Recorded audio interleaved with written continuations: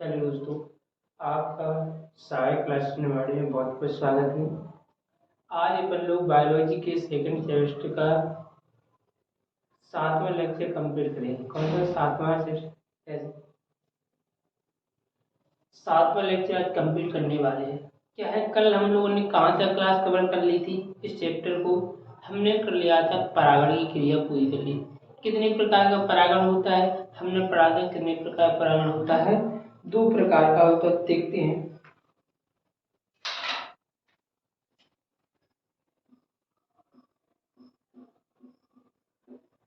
परागण कितने प्रकार का होता है। 2 प्रकार का होता है। एक होता है सौ परागण और दूसरा होता है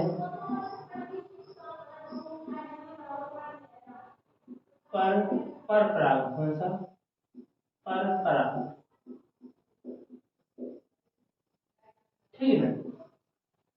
अब सौ परागण भी 2 प्रकार का होता है।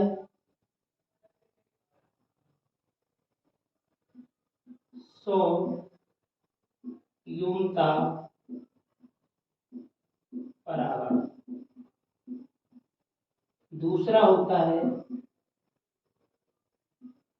सम पुष्पीय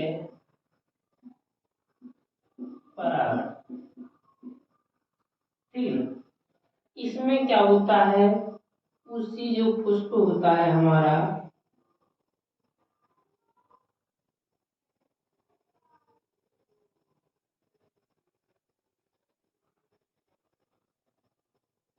इसके परागण इसी पुष्प पर गिरते हैं। ठीक है ना। तो इसे क्या बोले, स्वयुग्मता परागण। इसमें क्या होता है, 2 पुष्प होते हैं एक ही पौधे के।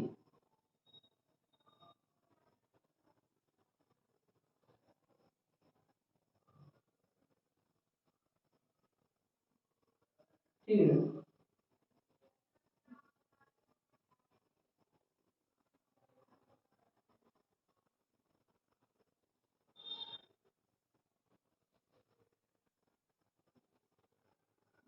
ठीक है। ये कैसे हैं, एक ही पुष्प के हैं।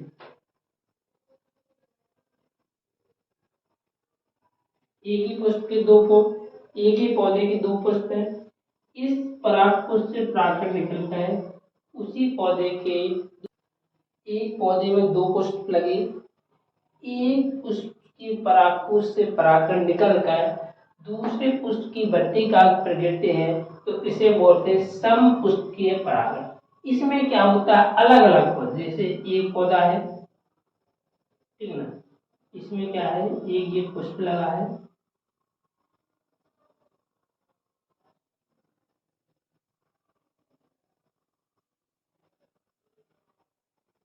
ठीक है ना।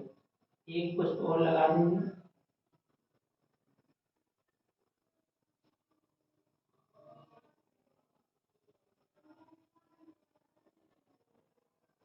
ठीक है। अब क्या है, 2 पुष्प हैं, नहीं 2 पौधे हैं और अलग अलग पुष्प हैं। ठीक है ना। अलग अलग पौधे में अलग अलग पुष्प लगे हैं। अब इस पौधे के पुष्प के उसमें से परागकोश से परागकण निकलकर दूसरे पौधे के पुष्प की दूसरे पौधे के पुष्प की वर्तिका पर गिरते हैं, उसे बोलते हैं पर परागण। ठीक है ना। इतना कॉन्सेप्ट आपने कल पढ़ लिया था। अब देखो, परागण करवाता कौन है, इसके बारे में हमें पढ़ना है। कल थोड़ा सा हमने बता दिया था, कीट होते हैं, वायु होते हैं, जल होते हैं। इनके बारे में थोड़ा डिटेल से पढ़ेंगे आज। ठीक है ना। इतना कंप्लीट हो गया था कि परागण कितने प्रकार का होता है। 2 परागण का होता है, स्वपरागण होता है, एक परपरागण होता है। ठीक है ना। और स्वपरागण भी कितने प्रकार का होता है, 2 प्रकार का होता है। स्वयुग्मता परागण और एक होता है समपुष्पीय परागण।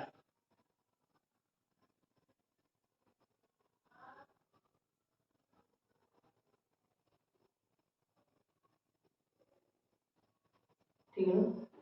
एक हम पुष्प बनाएंगे बढ़िया सा,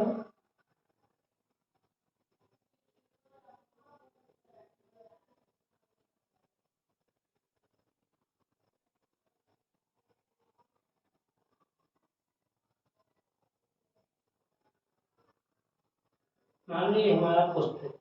अब परागकोश से परागकण निकलेंगे, फटेगा परागकोश, परिपक्व होने के बाद फटेगा तो क्या ऐसे निकलेंगे बहुत सारी, क्या निकलेंगी परागकण, क्या निकलेंगे बहुत सारे। अब ये परागकण यहाँ से निकलेंगे इसके चारों ओर से, फिर ये क्या है यहाँ से बढ़ती काग ले जाएंगे, उसकी बढ़ती काग तक ले जाएंगे। अब जी ले जाएगा कौन, ले जाएगा तो ले जाने वाले दो होते हैं, कौन कौन से हैं,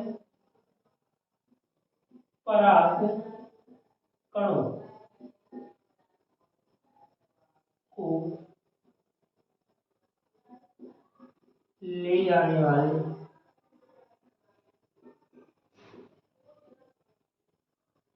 कितने होते हैं, दो होते हैं। एक होते हैं जैविक कारक, दूसरे होते अजैविक, अजैविक कारक, ठीक है ना। अब देखो जैविक में कौन कौन आते हैं, कीट आ गया, पंखी, मधुमक्खी,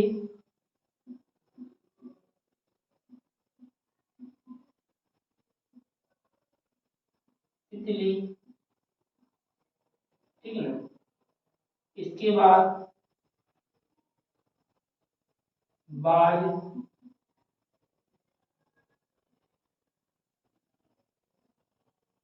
और चिड़िया भी हो सकती हैं,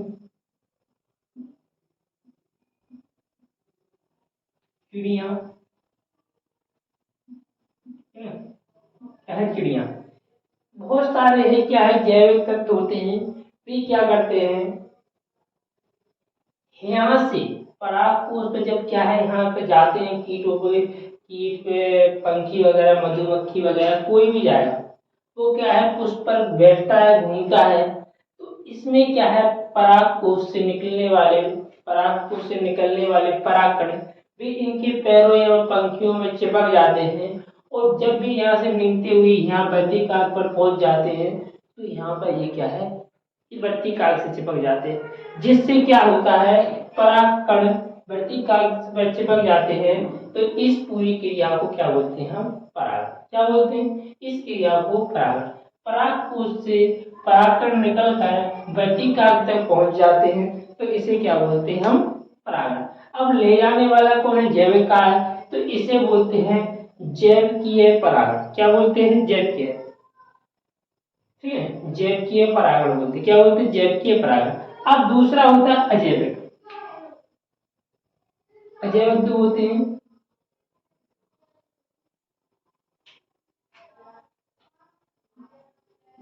जल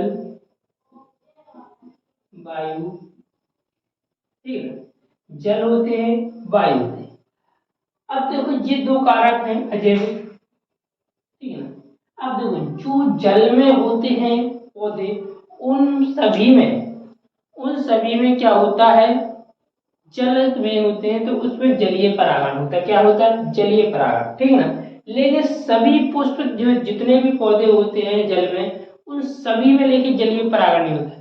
अधिकतर जितने पौधे हैं जल में उनमें कौन सा जलीय परागण होता है, जल के द्वारा क्या है परागण तैरते हुए पुष्प की बत्तिका तक पहुंच जाते हैं जिससे परागण हो जाते हैं। लेकिन कुछ एक दो पौधे होते हैं जिनमें क्या है जलीय परागण नहीं होता, उनमें होता है वायु परागण।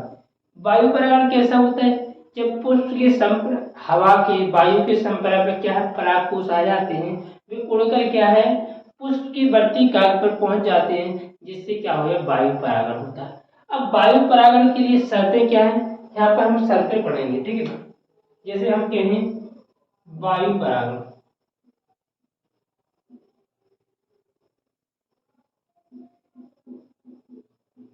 ठीक है ना, ये हमारे क्या होगी हेडिंग होगी वायु परागण, ठीक है। वायु परागण की परिभाषा क्या है, परागकोश से परागकण वायु के माध्यम से पुष्प की वर्तिका पर पहुंच जाते हैं तो उसे हम वायु परागण कहते हैं। ये तो इसकी क्या है डेफिनेशन होगी। अब जब पहुंचे कि तो परागकण कैसे होना चाहिए, भार में हल्के, ठीक है ना।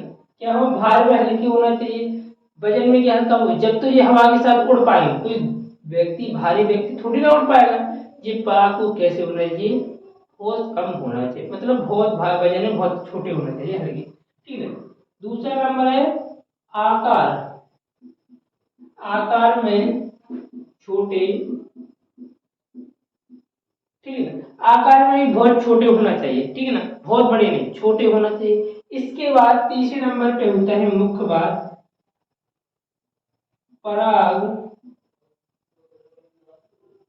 कणों की संख्या अधिक होनी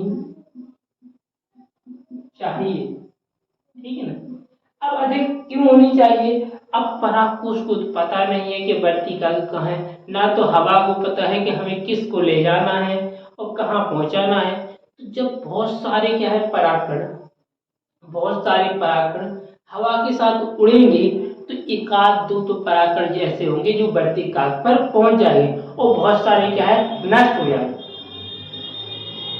बहुत सारे परागकण क्या हो जाएंगे, नष्ट हो जाएंगे, वे हवा के साथ अन्य जगह चले जाएंगे।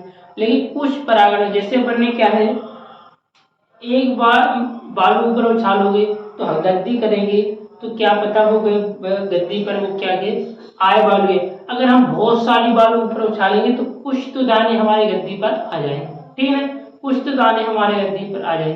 जब पानी बहुत बूंदों का गिरता है, अगर एक बूंद गिरी वो अगर हमारे सीध पे हाथ पे नहीं आई तो वो नीचे चली जाए। लेकिन ये बहुत सारे क्या है बूंदे गिरी तो एक आध तो हमारे हाथ पे जरूर गए। इसी प्रकार क्या है, इसी प्रकार क्या है वायु। तो वायु में बहुत सारे क्या है परागकण उड़ते हैं परागकोश से निकलकर, और भी क्या है से बढ़ती काप पर कुछ परागकण पहुंच जाते हैं और बहुत सारे नष्ट हो जाते। कम होंगे तो कैसे पहुंचेंगे, क्योंकि कोई बहुत कम होंगे तो नष्ट नहीं हो जाएंगे, तो बहुत सारे लोग नष्ट हो जाते, कुछ पहुंच जाते हैं। इसके लिए क्या है परागकणों की संख्या बहुत अधिक होनी चाहिए। तो मुख्यतः इनमें 3 शब्द जरूरी है, क्या है 3 शब्द जरूरी है, ठीक है, इतना क्लियर हुआ। अब इसी प्रकार जैसे वायु परागण के बाद आ गया ई पर क्या है जल परागण की भी शर्तें पढ़ लें। दूसरी हेडिंग है हमारी जल परागण,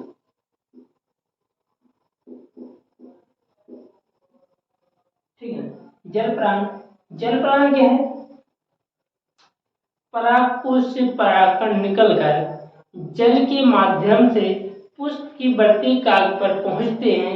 इस क्रिया को जल परागण कहते हैं। ये तो इसकी डेफिनेशन होगी, क्या होगी डेफिनेशन होगी।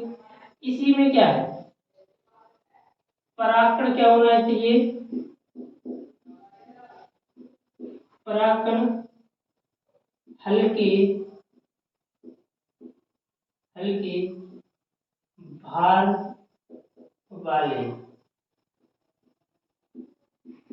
होने चाहिए, ज्यादा गहरे नहीं होने चाहिए, अंदर वहां से निकलेंगे जल में जाएंगे वो डूब जाएंगे। जो जल की सतह पे क्या तैर सके, क्या है जल की सतह पर तैर सके, ऐसे होने चाहिए। दूसरा नंबर आकार में छोटे होने चाहिए, क्या है आकार में छोटे होना चाहिए, क्योंकि अगर बड़े होंगे तो कैसे जा पाएंगे, छोटे होंगे तो जल में क्या है तैरते हुए आराम से चले जाएंगे। इसके बाद पराग कणों की संख्या अधिक होनी चाहिए, ठीक है ना, पराग कणों की संख्या बहुत अधिक होना चाहिए, क्योंकि जब परागकण परागकोश से निकलेंगे, ठीक है, अगर एक दो परागकण होंगे, क्योंकि अगर जल क्या है मूव कर रहा है बह रहा है तो उसी के साथ परागकण भी तो बहते चले जाएंगे। लेकिन जब बहुत सारे होंगे तो कुछ एक आध दो परागकण क्या है पुष्प की वर्तिका पर पहुंच जाएंगे, करोड़ों बह जाएंगे तो एक आध दो तो पहुंच ही जाएंगे परागकण से। इसलिए परागकणों की संख्या क्या होना चाहिए, बहुत अधिक होना चाहिए, ठीक है ना, इतना क्लियर। इसलिए क्या है अब जैसे मान लीजिए जैविक जैविक कारण जैव की परागकण पढ़ेंगे।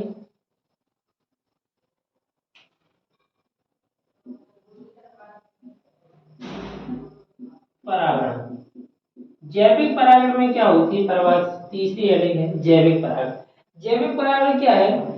कीटों के द्वारा पुष्प के परागकोश से परागकण पुष्प की बढ़ती कागज तक ले जाने की क्रिया को जैविकीय परागण बोलते हैं। क्या है? जैविकीय, ठीक है ना। जैविकीय क्या बोलते हैं? परागण। ठीक है।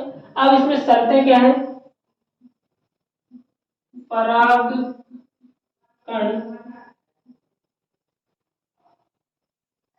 चिपकने वाले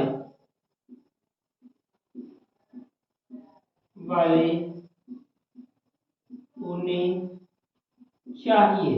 क्या होने चाहिए? चिपकने वाले होने चाहिए, ठीक है ना। जब कीट वहां पर जाएगा पराग पुष्प पर, तो पुष्प पर क्या है? पुष्प से जो परागकण निकले हैं परागकोश से, वो क्या है? कीटों की क्या है? डंक में, पैरों में, पंखों में चिपक जाना चाहिए। क्या है? चिपक जाना चाहिए। दूसरी शर्त क्या है? पुष्प मकरंद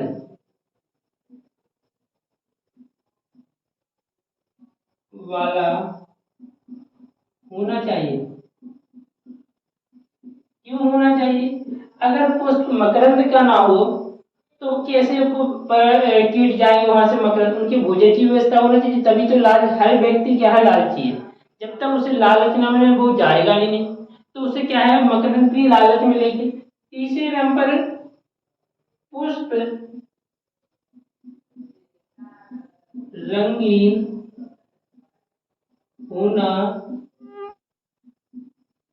चाहिए। क्या है? पुष्प रंगीन होना चाहिए, क्योंकि पुष्प रंगीन होगा तो क्या है? अपने आप क्या है? कीट आकर्षित होंगे। क्या है? कीट आकर्षित होंगे, ठीक है ना। चौथा नंबर है पुष्प सुगंध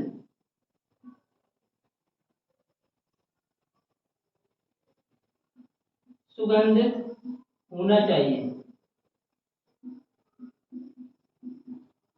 क्योंकि पुष्प से सुगंध नहीं रहेगी तो कोई जाएगा ही नहीं। अपन भी तो क्या है? उसी पुष्प को तोड़ते जिससे बहुत सारी क्या है? खुशबू आ रही हो, क्या सुगंध आ रही है। तो कीट भी ऐसे ही होते हैं। क्या है? उनसे कीटों में पुष्पों में क्या होना चाहिए? सुगंध होना, जिससे कीट क्या है? वहां पर आकर्षित हो। उसमें मकरंद होना चाहिए, वो रंगीन होना चाहिए, रंगीन नहीं, रंगीन होना चाहिए पुष्प, ठीक है ना। वो जो परागकण है वो चिपके, उसमें क्या है? चिपकने वाला पदार्थ होना, जिससे क्या है? परागकण परागकण क्या है? जो कीट आएगा उसकी टांगों में, उनके पंखों में, चोंच में चिपक जाना चाहिए, जिससे क्या है? कीट यहाँ से यहाँ पर जाएगा बढ़ती काग पर, और जो लेयर है ना बढ़ती काग की, वहां पर भी क्या होना? चिपकने वाला पदार्थ होना चाहिए, जिससे क्या है? कीट से परागकण चिपके हुए भी क्या है? बढ़ती काग में लग जाए। क्या है? बढ़ती काग पर लग जाए, ठीक है ना। इतना क्लियर है तो आप समझ सकते हो जैविक कौन से कारक है कीटों द्वारा, अजैविक कौन है? जल और वायु द्वारा, ठीक ना।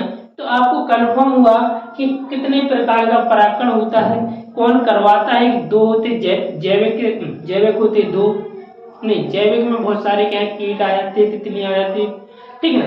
अजैविक में कौन कौन आ जाते? जल आ जाते, वायु आ जाते। इनके माध्यम से क्या है? परागण की क्रिया कराई जाती है। इतना कंफर्म हुआ, ठीक है ना।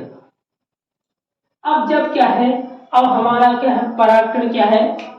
परागकोश से निकल कर क्या है? बढ़ती काग पर पहुंच गया। क्या है? बढ़ती काग पर पहुंच गया।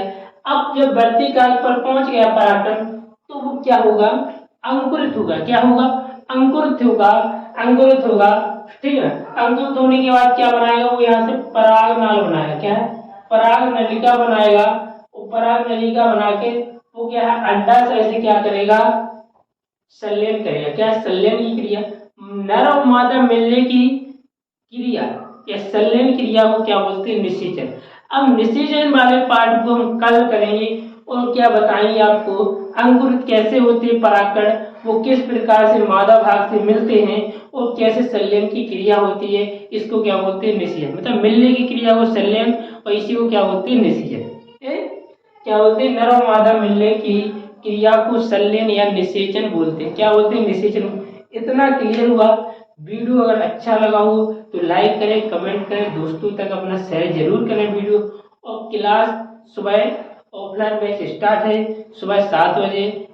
जल्दी से जल्दी कोचिंग ज्वाइन कर लें सभी लोग, जिससे हम आपको बेहतर नोट्स बना सकें और आपको बेहतर क्लास अच्छे से समझा सकें, और क्या है आप अच्छे से अपने बोर्ड में अच्छे अंक प्राप्त कर सकें। ठीक है दोस्तों, थैंक यू।